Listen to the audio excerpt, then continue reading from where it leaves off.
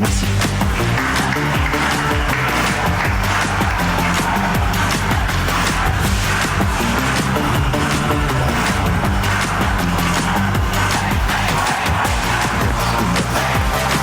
Les applaudissements, c'est quelque chose, c'est les derniers de la matinée, il faut en profiter. Bonjour Bruno, rebonjour, parce qu'on était assis l'un à côté de l'autre. Je sais pas, vas-y, parle. Ça marche ? Ça marche, incontestablement. En fait, puisqu'on conclut, on voit qu'il y a beaucoup de travail et toi, en tant que à la fois 366 et SRP, tu dois embarquer un marché, c'est le titre de cette session. Comment faire pour ne pas baisser les bras face à l'ampleur de la tâche ? Alors, je vais déjà commencer par ce qu'on a fait, nous, au niveau de 366. Donc, effectivement, on n'a pas baissé les bras, on est plutôt allé dans la démarche RSE avec beaucoup d'enthousiasme.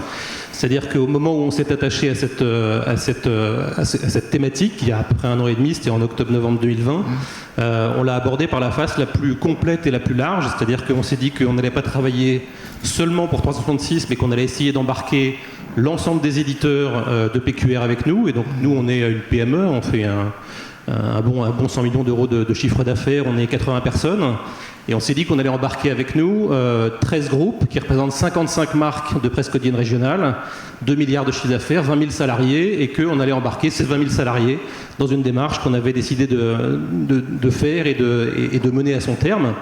Et donc pour faire ça, en fait, on a travaillé évidemment avec un groupe pilote plutôt niveau direction générale de l'ensemble de nos éditeurs, et puis on leur a donné le challenge de créer un cahier des charges commun et ensuite de faire un appel d'offres commun pour trouver une société qui allait faire l'audit de l'ensemble de l'écosystème de la PQR.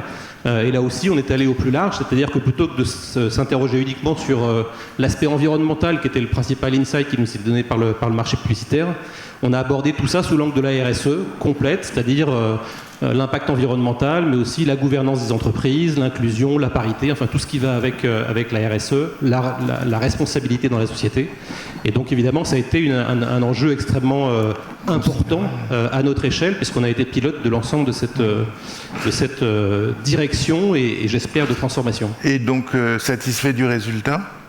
Alors on est satisfait du résultat dans la mesure où on a réussi à proposer en fait en visibilité nationale et notamment à nos interlocuteurs du marché publicitaire une visibilité sur ce que faisaient toutes les entreprises de PQR depuis des années, 5, 10, 20, 30 ans. C'est des entreprises qui sont très impliquées dans leur territoire et qui donc ont déjà à leur actif beaucoup d'initiatives en matière de RSE, mais qu'il fallait les faire connaître.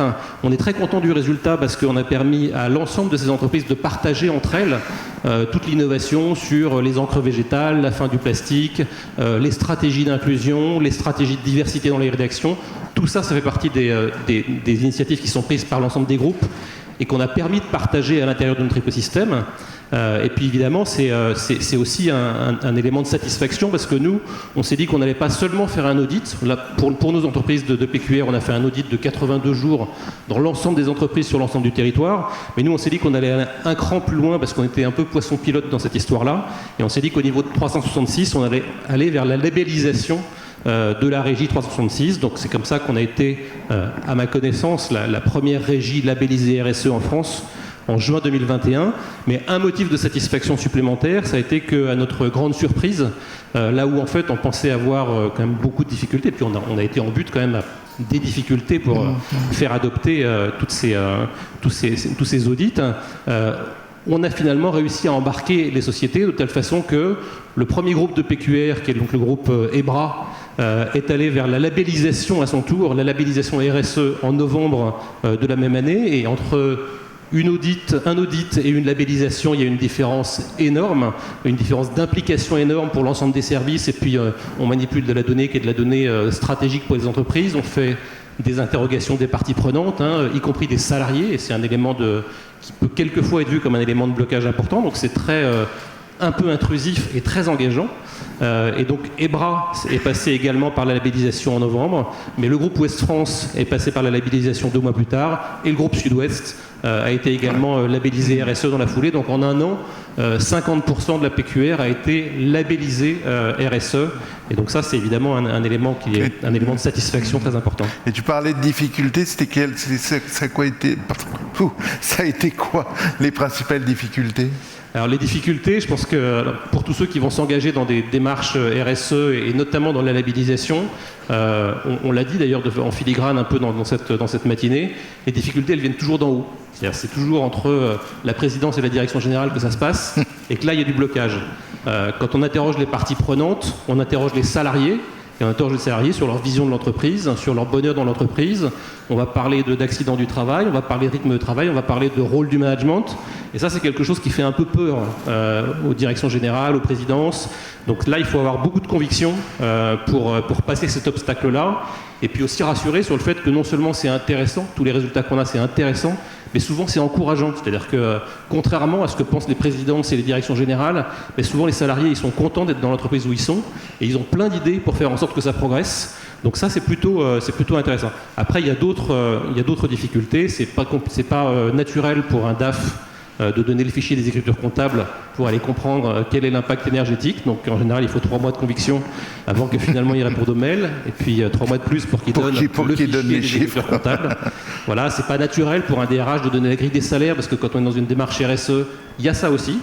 Et donc voilà, tout ça c'est des difficultés qu'on a réussi à surmonter, mais qu'il faut se préparer à surmonter quand on arrive dans ce type de démarche. Ouais, c'est-à-dire que clairement, il ne faut pas rester sur l'emballage RSE, quoi. C'est le principal frein. Ouais, tout l'enjeu, et c'est valable, y compris pour les autres parties prenantes, c'est valable pour toute la chaîne amont et aval. Tout l'enjeu, c'est d'embarquer les gens en leur disant quels bénéfices ils vont pouvoir tirer de chacune de ces étapes, qui sont des étapes vers une transformation positive et qui commencent par un audit, une labellisation et ensuite une trajectoire.